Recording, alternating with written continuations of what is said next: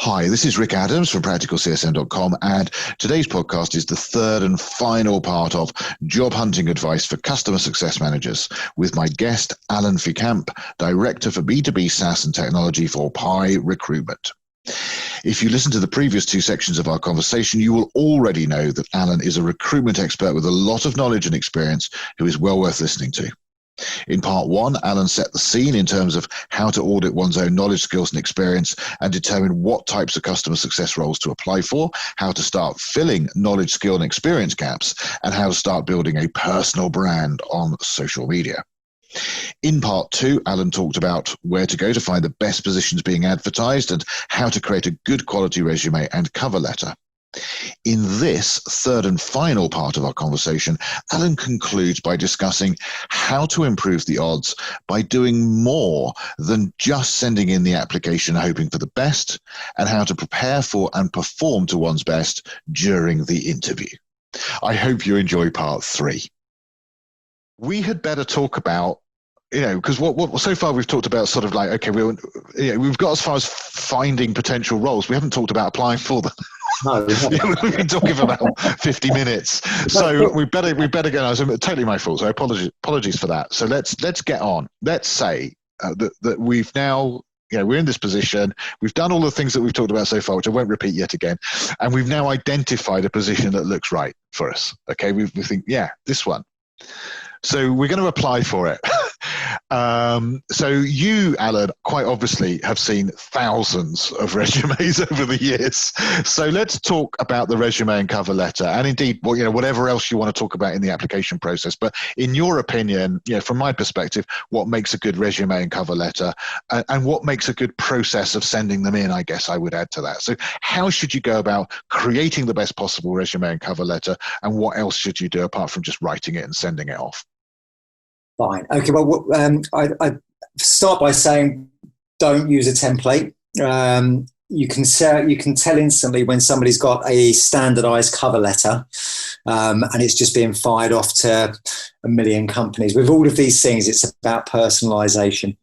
And the best covering letters I've seen talk more about the target company and the problem, and actually weaving into that what problem you can solve for that target company or target employer. Very interesting. Well, rather than just listing a kind of a stock, just some kind of, quite often you find they're just like some extraction of what's already on the CV and just a few bullet points. And hi, this is me, my passions. Don't talk too much about you. You want to talk more about the person you're targeting and showing some empathy that way, and then layer in, why you feel you would be a good fit for them potentially and would be keen to explore a conversation. For me, that's the best cover letter. They're the ones that I tend to read. The ones that can't come through and immediately look like a template, I pay very little attention to.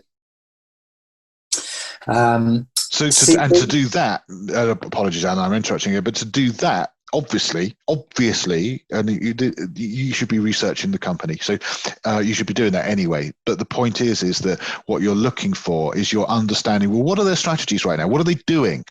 What are their problems or challenges or opportunities? What are their competitors doing?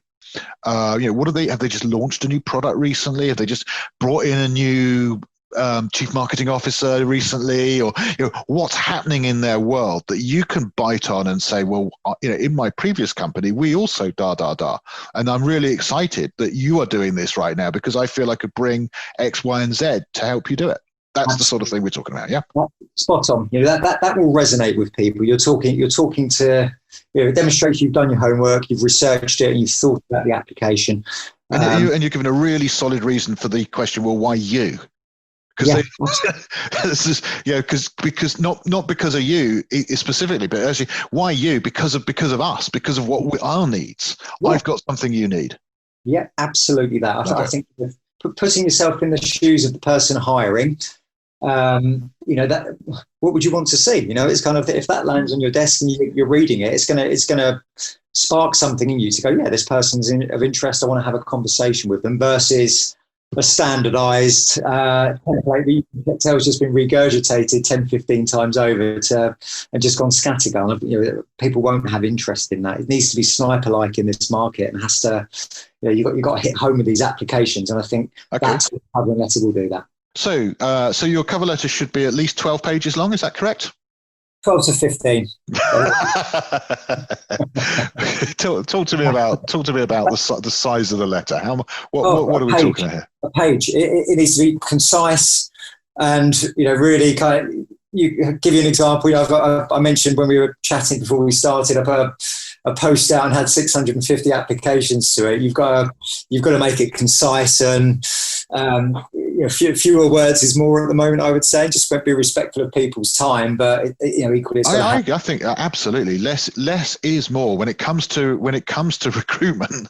Yeah. As you say, if you've got 650 applications, I can imagine that if somebody sent you a 4-page resume, it might go in I've got enough already.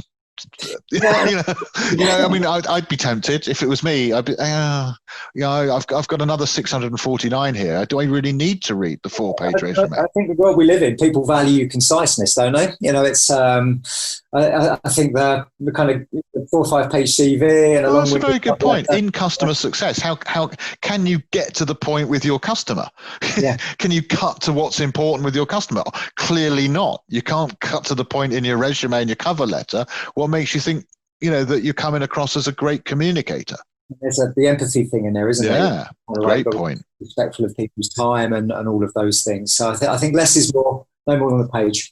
Okay, so what about the resume there? So the focus of the cover letter is on solving a problem that you have found, or helping them with an opportunity or a challenge or whatever. So you're personalizing it to the situation of the company that you're applying to, so they can see that it is not a template letter. I love that. I think that's really cool. We're keeping it to a page, and by a page, we're not saying you have to write a page worth. We're saying it should be no more than a page.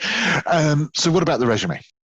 Yeah. A little bit of a bugbear of mine is when the CV comes, again, just on this, two page. I know 2 pages is the norm, and I would agree with that. No more than 2 to 3 pages. You need to give people some context. So it's always very assumptive that you'll see a company name on there, and then you'll just go into you kind of get a list of what your responsibilities are. So for me, there should be some explanation to what industry you're working in, and what the product is. So if it's a SaaS marketing technology platform that helps companies understand what's going on with their SEO or something, explain that, because that will give people context straight away around what industry you're in. So you're in marketing tech, great, we know that. Yeah. Okay. Very good tip. Yeah. And when it comes to the stuff that I would want to know from a customer success perspective, I would want to get a feel whether they were doing a high touch or low touch role. What ARR responsibilities they had, and if you're not comfortable quoting company numbers, at least an impression of the percentage of the company's territory ARR you're responsible for. If you're in a growth-focused role, give us some stats. What are the start-finish points from picking up the account base to kind of where you are now? What's the performance been like? If you're driven by kind of other metrics such as NPS and so on, get them on the CV. People like facts and figures. That's not to say you shouldn't put your key achievements and responsibilities down, but it should be a mix of both and actually bring it to life with numbers and commercials and outcomes, as you say. That's really, really vitally important. Yeah, which is achievements, right? I mean, it's achievements, but they're achievements that you're then quantifying. Right, yeah. Which is, you're sort of saying, and the proof was this. And people quite like from and to as well, I think. So, it's not just we did this, but we increased it by, by this amount, or or from this amount to this amount. So they can see not just what you did, but the context of what difference that made, if that makes sense. Yeah, absolutely. It's all about context. It's really hard when you get X amount of CVs through the door, and people to have to go online. If we're working a brief where there is a requirement to have direct sector experience, and that person hasn't made it clear they're from that sector on their profile, the CV, and to actually have to go on and dig out that information, you've just got to keep putting yourself in the shoes of the people you're applying to, and giving it context and relevance and actually making their lives a little bit easier. So I'm a big fan of actually having a little bit of a strap line just about the sector that you're working in. I think that's a really important That's trait. great advice. Thank you for that. Yeah. Anything else on the resume you wanted to mention? No, nothing major. As I say, that for me, it's just about those commercials and just making it easier. Just a short profile at the top, maybe around. Perhaps avoid talking about yourself in the kind of third person. I think that. Okay, so we've moved on, haven't we? We're not so formal these days. No, as I say, just kind of a brief snippet around what you're about, and just a brief profile. It only needs to be a paragraph, and then just straight into it. I would say just go straight in with the bits that people are going to want to know. Don't go back too far.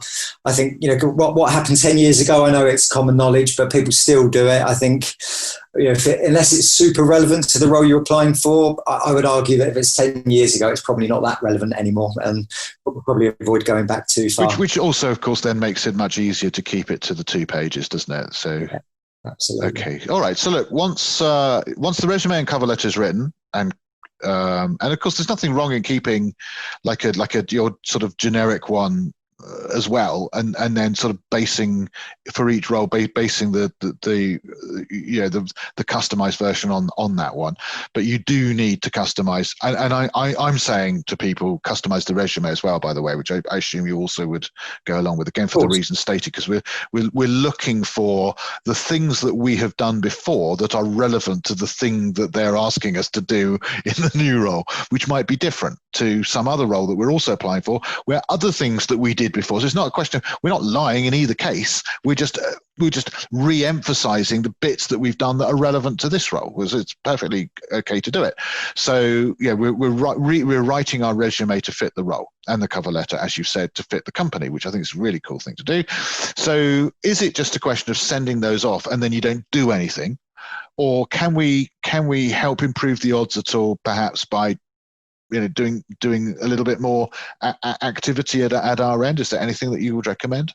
Yeah, I'd never just send it off. I think good. Again, I keep quoting this, but obviously, given that if you put a roll out at the moment, you're going to get swamped with applications, and you need to operate outside of that in some capacity. So going back to the example I gave of the 650 applications, there were probably about 20 to 25 that approached me. It's a really small number that actually approached me directly out of that, and just highlighted some key traits in their profile and experience that matched up to the job post that I put out there. That's not necessarily to say that it worked out and they were an obvious match, but it engaged that conversation and they bypassed all of the noise, and it enabled them to qualify in or qualify out whether this was going to be an opportunity that they could progress. So no, absolutely, don't just send it off and wait. Like all of this process, get proactive with it. If you've got the name of the job poster or the person you're applying to, then you should also make sure you follow up in some capacity with them as well. Definitely don't be passive with any of this. You've got to be super proactive with it. 3.8%. Sorry, I had to work it out whilst you were talking. Okay. So there we go. But yeah. I think that says a lot, doesn't it? Only 4%. So if you want to be one of 650, yeah, then don't bother following up with Alan. Okay. On the other hand, if you want to be one of the 3.8% who does, then you'll be one of 25 instead of one of 650. And it's not to say that the others don't get considered or looked at, but it's the speed of which you'll get. Everything helps, doesn't it? And it gives you. It's not about actual. It's about probability, right? It's about what is the point of all of this? The point of all of this is you want to get called to interview, right? Yeah. You want to get to the next stage. Yeah, absolutely. So you're increasing it's not guaranteeing that you're going to get through, and it's certainly not guaranteeing that nobody aside from those 25. It's not like that. We're not saying that, but it increases the probability of you getting what you wanted out of what you're doing, which is to move to the next round. Move it through the funnel. So I think the other thing is there were a few in there as well that hadn't actually gone ahead with an application. They went down the route of checking in first they'd seen on there that there were already 650 applications. So they went down the route of checking to see whether the role was still live and whether we were still considering whether you're still open for more. Yeah. And what the best route forward was. And straight away, that made me check their profile. And then that gives you and them. I mean, it gives them an opportunity to have a conversation with somebody who's knowledgeable, i.e., you, right, or your equivalent in other companies, which then gives them the opportunity to sell themselves directly to you for not just this role but other roles, right? Yeah, it's all relationships, isn't it? That's your job as a customer success manager. You got to use those skills and all about those relationships and communities and leveraging all of that information. So are you? I recognise we've been talking an hour now. Are you okay to carry on for a few more minutes? Yeah, that was great. You not got a time thing? Okay, thank you. I really appreciate that. So let's say then that we get called to interview. We've gone through the process that far now, and the recruiter has liked what we've said, and they think that we're worth calling into the next stage. I mean, maybe it's an informal call, maybe it's a formal interview, but how do we prepare ourselves for a call or for a more formal interview? What do we need to do to get ourselves ready? So this is the. I think you really got the devil is in the detail with all of this. So there's the one thing that gets missed is people not taking the opportunity to demo software is the one that always gets me. Or if it's an app or an app or something. So if this is a SaaS company, then obviously they sell software, and almost certainly there's at least a video of it, if not an actual login and have a play for yourself. 1 month's free access.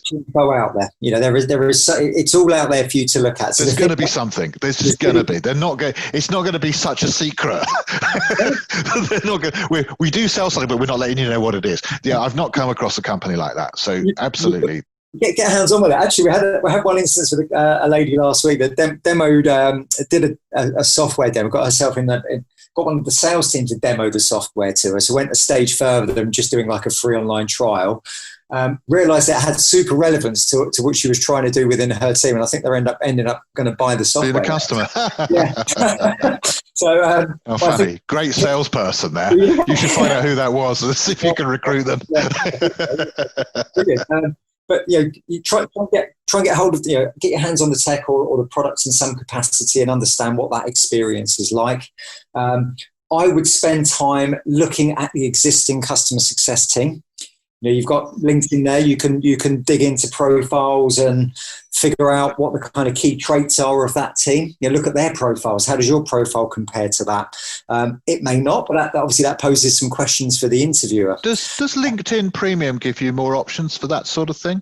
Yeah, I believe so. Yeah, I think it does. Yeah, as I recall, I think if you're in LinkedIn Premium, you get more search capability. So you're not just limited to like connection 1 and 2. You can sort of pretty much do a broader search. So you can say anybody with this job title in this company, regardless of whether you're connected to them in any way or not. So it could be quite even if you only temporarily purchase it. I think they give you like a 30 days for free anyway. Yeah, which you'd hope that would enable you to cover enough ground from kind of getting yourself in a good position with a job search. But I think for me that's invaluable. If I were going to an interview, I'd want to know what the product does. So you're getting a demo. I'd be looking at the existing team and figuring out how their profiles compared to mine, good or bad. So either way, that could be a positive reinforcement, or it could be right. Why are they interested in talking to me when I look completely different to the usual profiles that they would consider? That could throw up some questions for you. I would be inclined, and actually this is easier at the moment as well, to actually maybe approach somebody in the existing team and see if they can explain that if it's not a confidential brief, explain that you've got an interview coming up and would love to get 10, 15 minutes on the phone with them just to find out more about their role. I think people are open to that at the moment. Again, this comes back to the customer success community. I think they are willing to give and help. Yes. And it's quite, I often encourage people to do that, and people. Oh, you're cutting out, Alan. To do that with it, people do give up that time, and you can gain so much from that ahead of going into the interview. Right. And And also make sure if you know who the interview's with, which you will leading up to it, connect with that person in advance. Connect with them on LinkedIn, send them a polite intro note before you do that. Even better if you've already taken the steps to brush up your LinkedIn profile and get your social footprint and all of those things. That will really help. But yeah, there's just those things there around prep, having a grasp of the competitor landscape, using things like G2 and Capterra to understand what the competitor landscape looks like. Again, detail, preparation and detail, and actually going into that call armed with a really good understanding of what the company does, what the tech does, what the competitor landscape looks like, what the current kind of team looks like, and what their challenges are. That's going to enable you to structure a set of questions for that interviewer that's going to really impress. Brilliant. Okay, so thank you for that. So we're well prepared for the interview. We're going to show up with some confidence that we've got something to say that is relevant to the company, to the industry, to the role, and to the person, perhaps as well, if we've managed to sort of dig out some information about the person. So we're feeling in a better position, perhaps. What about actually in the interview itself? Is there any sort of hints and tips you want to mention that you would give someone about sort of interview technique, I suppose we could call it? Yeah, know who's in the room in this instance or on the Zoom call. But, knowledge of the interviewers and having some background on the people that are actually interviewing you so you can engage with everybody that's on the call. I think it's very easy. You probably have somebody that's leading the interview and maybe one or two are less active, but I think that doesn't mean you shouldn't be engaging with everybody and trying to pull everybody into the call, because that's another trait of a customer success person. Yes, it is. And I'm thinking here that actually, in a way, a virtual interview as you have at the moment probably plays to your advantage, because you can have all your notes out on the table. So it makes it a little bit easier. Are you still there, Alan? Managed to lose Alan there. Oh, you're back. Are you there, Alan? Absolutely. Yeah. We lost you a little bit. I'm back. Sorry, you dropped out. Yes, I think you are back now. So look, I mean, aside from anything else, you've been really, really generous with all your time so far. But if we're going to start having connectivity problems, perhaps it's the world telling us that I've been taking up too much of your time. Let me ask you, maybe just to finish off with just to say, is there any overall advice and encouragement? I mean, we've talked a lot about the whole thing, including now the interview. Is there any overall advice and encouragement that you'd like to sort of leave as a final thought with people? Personalization is the word I think sums all of this up, and being super detailed in your approach. Don't go scattergun. Don't rely on the LinkedIn easy apply feature or lazy apply feature we called it earlier. I think that's the key for me. Identifying the right companies, because there's you can bring value to them for whatever reason. Researching that company ahead of from the actual application stage, actually making that highly personalized with the right cover letter, as we've discussed. Kind of all the things that we've gone through all tied back to highly personalized approach and detail. So you're better off doing 2 or 3 applications like that and following a really detailed process versus scattergunning 10 to 15 applications. Your hit rate will be far, far higher. And I think so too.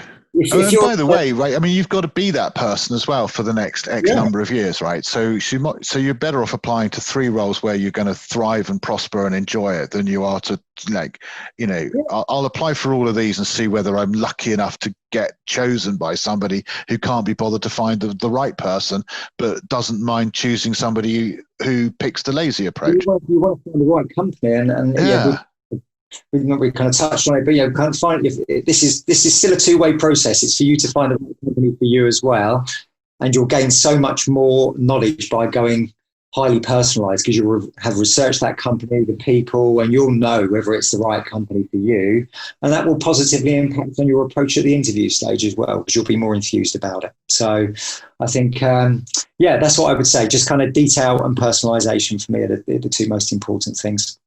Brilliant. Alan, thank you so much. I think that's a perfect note for us to end the podcast on. Tiny little bit of dropping out at the end, but I think you came back in, and then it's been fine since. So I think we're okay.